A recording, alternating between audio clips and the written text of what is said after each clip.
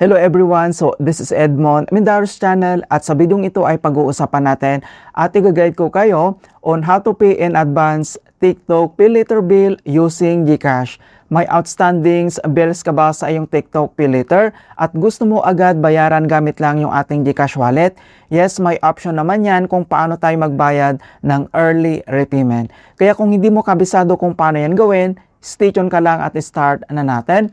So, ang next step ay kailangan mo lang i-open dito or mag-login ka lang sa iyong TikTok app. I-click mo lang.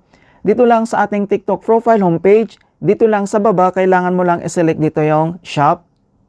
And dito lang sa ating shop, dito lang sa taas, kailangan mo lang i-select dito yung pay later.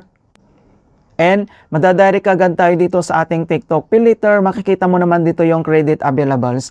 Kung hindi mo pa na-link ang yung GCash mo, so mas magandang i-link mo muna para mas madali na lang magbayad. So, kailangan mo na lang itong i-select kapag na-link mo na siya.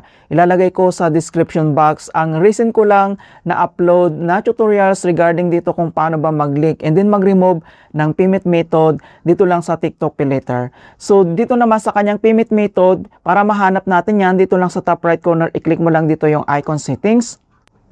And then, select mo lang dito yung payment method. And dito lang sa manage payment method, so i-click mo lang dito yung add kung hindi mo pa na-add dito yung GCash mo. So dito lang sa baba, kailangan mo lang i-select dito yung GCash and i-follow mo lang dito yung kanyang prompt instructions. Napakadali lang naman.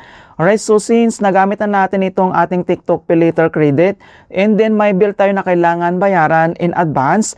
And then next, kailangan mo lang i-select dito yung make early repayment. I-click mo lang. And then repay, amount due, total amount. So ito yung kailangan natin bayaran mga kaibigan. Okay, and then repayment amount. So dito naman, minimum payment amount is 20 pesos po. So nandito naman yung kanyang minimum.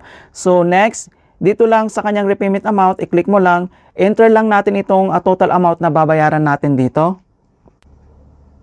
At once nilagay mo na dito yung repayment amount, dito lang sa baba, kailangan mo lang itap dito yung continue. Ayan, so ito yung sinasabi ko mga kaibigan, na kapag nalik mo na dito yung GCash mo ay kailangan mo na lang itong i-select, so mas madali na lang. Alright, so repayment, and then dito naman ay pwede mong gamitin ang internet banking, 7-Eleven, QRPH, BPI Direct Debit, and Union Bank Direct Debit. Ito yung pwede natin gamitin sa pagbayad ng ating bills mga kaibigan. So since gagamitin natin dito yung ating GCash, so at nalink na natin dito yung ating GCash, dito lang sa right corner, kailangan mo lang i-select dito yung circular icon para ma-select natin. And dito naman mga kaibigan, so may handling fee itong 27.46. So makikita mo naman dito. So once na-select mo na dito yung GCash, dito lang sa baba, kailangan mo lang itap dito yung pay. Ayan. So, makikita mo naman dito, napakabilis lang talaga magbayad dito kapag nalik mo na dito yung GCash mo. So, makikita mo naman dito na repayment successful. Ayan. So, mas maganda talaga na i-link mo muna ay yung GCash dito para mas madali lang magbayad. Alright. So, click mo lang dito yung done and then i-check natin. Okay, then bumalik na dito sa ating credit available yung binayaran natin. So, bumalik dito and then pwede ulit natin gamitin itong ating TikTok Pay Later. Ayan, so nandito na siya and then wala na tayong due date dito na bills na ating babayaran. Okay, so pwede mo naman i-click dito yung repayment history mo. Pag gusto mong i-check, nandito naman, nakalagay lahat dyan. Yung ating repayment history, nandito naman siya.